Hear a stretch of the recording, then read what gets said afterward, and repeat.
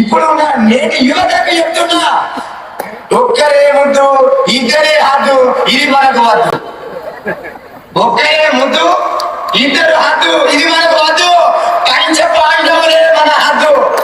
ఖచ్చితంగా మన ఇంట్లో ఐదుగురు ఉండాలా, మన సంఖ్య పెంచుకోవాలా. ఈ రోజు కొన్ని దేశాల పరిస్థితి ఏంటో తెలుసా? వాళ్ళ సంఖ్య తగ్గి దేశాలే నాశనం అవుతున్నాయి. వాళ్ళ సంఖ్య పెరిగి మొత్తం దేశంలో దాడులు చేస్తూ రాష్ట్రాలకు రాష్ట్రాలు, దేశాలకు దేశాలు మార్చేస్తున్నారు. పెత్తనం వాళ్ళు తీసుకుని దేశాల నాశనం చేస్తున్నారు.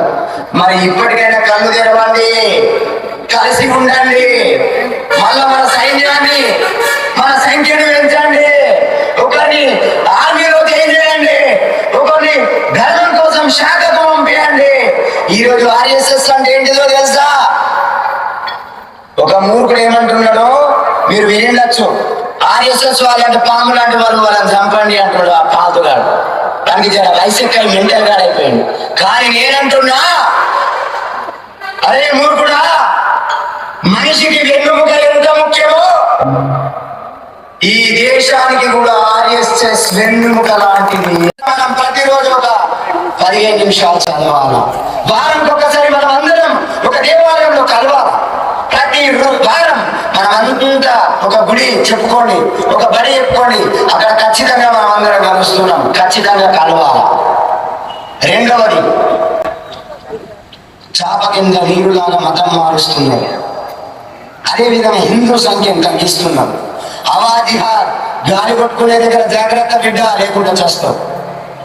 ఫుడ్ జిహార్, పన్ను కొనే దగ్గర జాగ్రత్త. మొన్ననే హైదరాబాద్ లో పేపర్ల టీవీలో వచ్చేది జాంకాయల విషయం.